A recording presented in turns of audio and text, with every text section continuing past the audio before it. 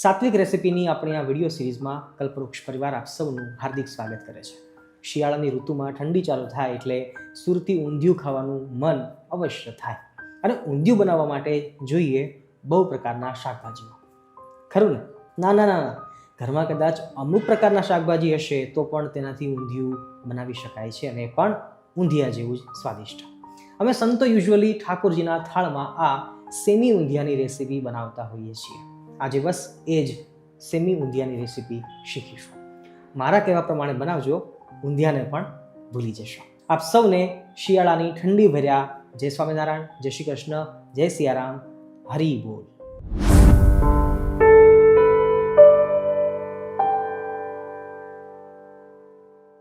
ભક્તો, આજની સેમી ઊંધિયાની રેસીપીની અંદર આપણી પાસે 7 થી 8 પ્રકારના શાકભાજી છે.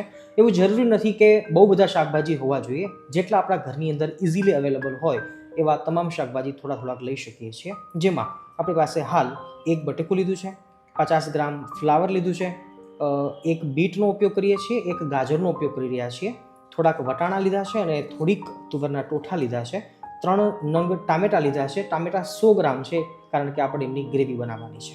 અને એ ઉપરાંત આપણી પાસે વાલોળ પાપડી લીધી છે, 100 ગ્રામ આપણે વાલોળ પાપડીનો ઉપયોગ કરી રહ્યા છીએ. એ ઉપરાંત કાચા ટમેટા 2ની સંખ્યામાં મારી પાસે હતા એટલા માટે મેં લીધા છે. અને લીલી હળદર એનો આજે ઉપયોગ કરવાના છીએ. તીખી મરચી, સુરતી મરચીનો ઉપયોગ આપણે ટેસ્ટ માટે કરવાના છીએ. ભક્તો, આજની આપણી સેમી ઊંધિયાની રેસીપી આપણે 3 વિભાગની અંદર વહેંચીશું. જેમાં પહેલા વિભાગની અંદર શાકભાજીને આપણે બાફવાના છે. બીજા વિભાગની અંદર આપણે વડી બનાવવાની છે, જેને આપણે ઊંધિયાના મુઠિયા તરીકે પણ ઓળખીએ છીએ, ઊંધિયાની ગોળી. ઊંધિયાની ગોળીની અંદર આપણી પાસે 2 ઇન્ગ્રેડિયન્ટ મેઇન છે, જેમાં મેથીની ભાજી લીધી છે 50 ગ્રામ અને 50 ગ્રામ કોથમીરના ધાણા લીધા છે. અને એ ઉપરાંત જેની અંદર લોટ આપણે નાખવાના છીએ 2 પ્રકારના છે. એક છે ચણાનો બેસનનો લોટ. જેટલા વ્યક્તિ આપણા ઘરમાં જમવાવાળા હોય એટલી ચમચી બેસનનો લોટ લેવો, અને એટલી જ ચમચી સામે ચોખાના પૌવા એનો ઉપયોગ આપણે ભૂકો કરીને કરીશું. ભક્તો, 3 સ્ટેજમાં બનવાની આપણી આ સેમી ઊંધિયાની રેસીપી, જેમાં પહેલાં દાણાવાળા શાકભાજીને આપણે બાફી લેવાના છે. જેની અંદર આપણી પાસે તુવેરના ટોઠા છે, કુકરમાં નાખી દઈએ છીએ. વટાણા છે એ પણ નાખી દઈએ છીએ. એ ઉપરાંત વાલોળ પાપડી છે એ પણ આપણે બાફવાની અંદર જ નાખી દઈએ છીએ. દાણાવાળા શાકભાજીને બફાતા થોડીક વાર લાગતી હોય છે, એટલા માટે આપણે કુકરમાં એને બાફી લઈએ છીએ. એ સિવાય આપણી પાસે જે સ્ટાન્ડર્ડ શાકભાજી છે, જેમ કે બટેકા છે, એ ઉપરાંત ફ્લાવર છે, એ ઉપરાંત ગાજર અને બીટ છે, તો આપણે એમને એકવાર ફ્રાય કરી લઈશું, ડીપ ફ્રાય, જ્યારે આપણે મુઠિયા તળીશું એ સમયે. ભક્તો, બહુ ઓછું પાણી નાખીને આપણે આ દાણાવાળા શાકભાજીને બાફી લેવાના છે. 3 સીટી મારીને પછી આપણે ઓફ કરી દઈશું. પણ બફાતી વેળાએ આ શાકભાજી પૂરતું જ મીઠું, થોડીક આપણે હળદર નાખી રહ્યા છીએ બાફવા માટે. બસ 3 સીટી લગાવીને આપણે કુકરને ઓફ કરી દઈશું. ભક્તો, આશરે અડધો વાટકો એટલે કે 4 ચમચી ચણાનો બેસન મેં લીધો છે. અને ભક્તો, ચોખાના પૌવા છે, આપણે એમને દળી નાખ્યા છે. હવે અડધી ચમચી નમક નાખું છું સ્વાદ અનુસાર. અડધી ચમચી હળદરનો ઉપયોગ કરીએ છીએ. લાલ મરચુંનો ઉપયોગ કરીએ છીએ. અડધી ચમચી વરિયાળીનો સ્વાદ પણ બહુ સારો આવશે. તલ 1 ચમચી નાખું છું. એ ઉપરાંત હોમમેડ ગરમ મસાલો મેં જાતે બનાવેલો છે એ નાખી રહ્યો છું. ફક્ત એ સિવાય લીલી હળદર મેં 1 ચમચી છીણેલી લીધી છે. આ બાજુ આપણા દાણાવાળા શાકભાજી બફાઈ રહ્યા છે. આપણે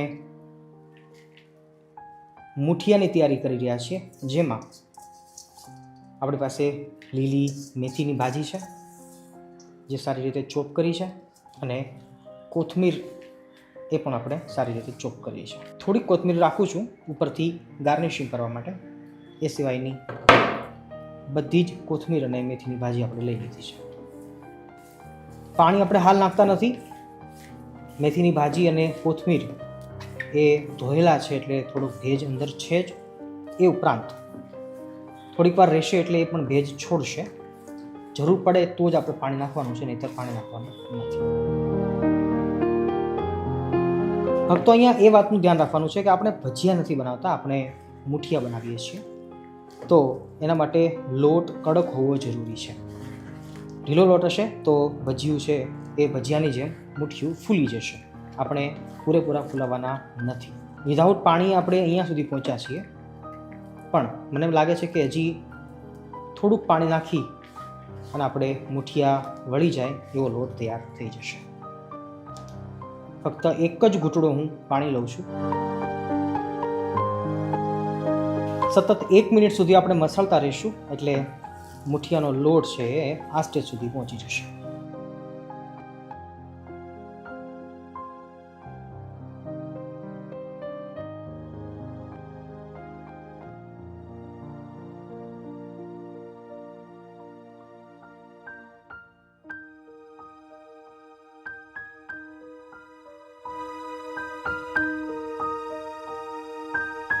ભક્તો, આવી રીતે એક સરખી સરસ નાની નાની ગોળીઓ આપણે તૈયાર કરી લીધી છે. હવે આને આપણે ડીપ ફ્રાય કરવાની છે. જેમ ભજીયા તળીએ છીએ એવી જ રીતે આને તળી લઈશું. એક વાતનું અનુસંધાન રાખશો કે ગોળી બનાવવી એ જ શ્રદ્ધાનો વિષય છે. આમાં હિંમત હારશો નહીં અને શ્રદ્ધાને હારશો નહીં, તો એક સરખી સરસ ગોળીઓ તૈયાર થશે.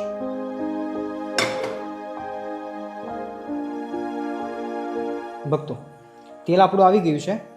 મીડિયમ લો ઉપર તમામ ગોળીને આપણે ડીપ ફ્રાય કરી લઈએ છીએ. ગોળીને તેલમાં નાખ્યા પછી 1 મિનિટ સુધી આપણે એમને એની એ જ સ્થિતિમાં પાકવા દેવાની છે અને ત્યાર પછી આપણે ચમચીથી એમને ચલાવી શકીએ છીએ. એ પહેલાં ઉતાવળ નહીં કરશો, નહીંતર ગોળી તૂટી જશે અને પછી કહેતા નહીં કે સ્વામીએ નહોતું કહ્યું. ભક્તો, મુઠિયા અહીંયા ધીમા તાપે પાકી રહ્યા છે. ત્યાં સુધીમાં નાનકડી એક વાત કરી દો. ઘણા લોકોને મનમાં એમ પ્રશ્ન થતો હોય છે કે સ્વામી, તમે આ રેસીપી શા માટે શીખવાડો છો? આવી શી જરૂર છે? તમારે તો ભક્તિ કરતાં શીખવાડવાનું હોય ને. તો એવા લોકોને મારે એટલું જ કહેવું છે કે રસોઈ કરવી એ પણ ભક્તિ જ છે, જો એ વાતને આપણે સમજીએ તો. આપણા શાસ્ત્રોની અંદર સાત્વિક ભોજનને પણ બહુ જ પ્રાધાન્યપદું અપાણું છે. કારણ કે જેવું ભોજન જમીએ છીએ, જેવી એક્ટિવિટીઝ કરતાં ભોજન બનાવીએ છીએ અને એ પછી જમવામાં ઉપયોગ થાય છે, એવું જ આપણું માણસનું મન નિર્માણ થાય છે. તો મને એમ લાગે છે કે સાત્વિક રેસીપીની હાલના સમયમાં તાતી જરૂર છે. કારણ કે લોકોને સ્વાદિષ્ટ ખાવું ગમે છે, પણ બહારના બજારના તામસી ખાણા એ ખાઈને માણસોના મગજ છે બગડી ગયા છે અથવા બગડી રહ્યા છે. અને એમના માટે બસ મારો નાનકડો આ પ્રયાસ છે કે ઘરે પણ સાત્વિક રેસીપી બની શકે છે. ભગવાનને ધરાવીને તમે એ સ્વાદિષ્ટ ભોજન જમી શકો છો. ભક્તો, સતત 3 મિનિટ સુધી આપણે ડીપ ફ્રાય કર્યા છે અને હવે મુઠિયાની ગોળી મને એમ લાગે છે પાકી ગઈ છે. પાકી ગઈ છે એની શું નિશાની? તો તરડા ઉપર પડી જશે, તિરાડો પડી જશે. એટલે ગોળીનો રંગ પણ બદલાશે અને તિરાડો પડી જશે તો સમજવું કે આપણી ગોળી તૈયાર છે. હજી ગેસની ફ્લેમને આપણે બંધ નથી કરતા, કારણ કે બચેલા શાકભાજી આપણે આની અંદર ડીપ ફ્રાય કરવાના છે. ફક્ત મુઠિયા તળ્યા પછી ફરીવાર તેલને ગરમ થવા દઈશું અને ત્યાર પછી દરેક શાકભાજીને એક આપણે અલગ અલગ તળીશું. એકસાથે બધા શાકભાજી નાખવાના નથી. ફક્ત આ તમામ શાકભાજીને આપણે જે તળી રહ્યા છીએ હવે, એ તમામ શાકભાજીને પૂરેપૂરા તળાવવા દેવાના છે.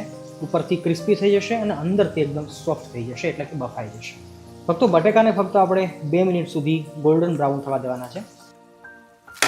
ફક્ત અહીંયા એ વાતનું અનુસંધાન રાખવાનું છે કે બટેકો અંદરથી હાર્ડ હોય છે, એટલે 2 મિનિટનો ટાઈમ આપણે લીધો. પણ એ સિવાયના તમામ શાકભાજી એને ફક્ત 1 મિનિટ સુધી આપણે ગરમ તેલની અંદર રાખીશું તો પણ અંદરથી પાકી જશે, સોફ્ટ થઈ જશે. બીટ અને ગાજર એ બંનેને હું એકસાથે જ નાખી રહ્યો છું. 1 મિનિટના ટાઈમ પછી બીટ અને ગાજરને આપણે કાઢી લઈએ છીએ.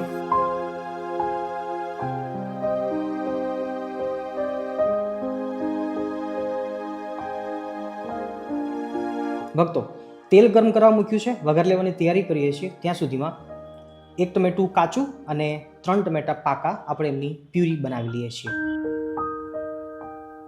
ભક્તો, સિમ્પલ રાઈ, જીરું, હળદર, મરચાં, આદુ એનો વઘાર આપણે લઈશું.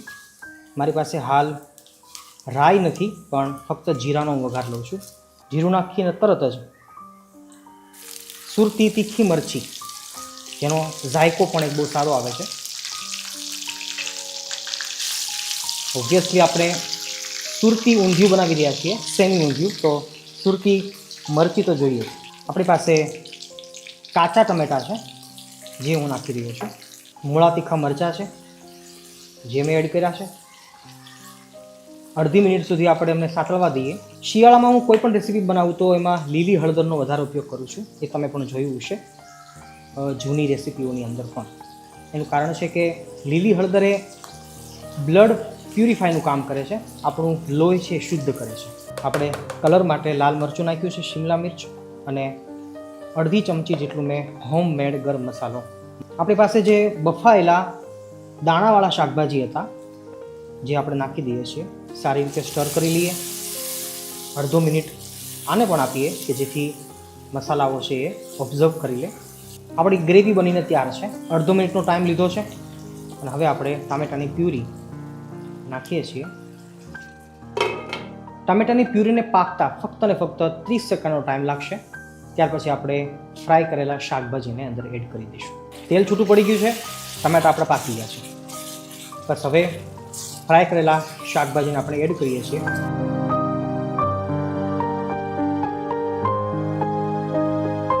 આ સ્ટેજ ઉપર આપણે અડધો ગ્લાસ પાણીનો નાખવાનો છે. એનું કારણ છે થોડુંક પાણી અંદર આવશે ને તો મસાલા છે ને એ શાકભાજીની સાથે એકદમ મર્જ થઈ જશે. અને આમે પણ પાણી હશે તો પાછળથી આપણે હવે જે મુઠિયા નાખવાના છીએ તો એ પાણી શોષી લેવાનું છે. એટલે ડર્યા વગર અડધો ગ્લાસ પાણી તમે નાખી દેશો અને અડધી મિનિટનો ટાઈમ આપશો ફરીવાર આ શાકભાજીને મસાલા ઓબ્ઝર્વ કરવા માટે. મુઠિયાની આપણી ગોળીઓ નાખી દઈએ છીએ. સારી રીતે સ્ટર કરી લઈએ છીએ.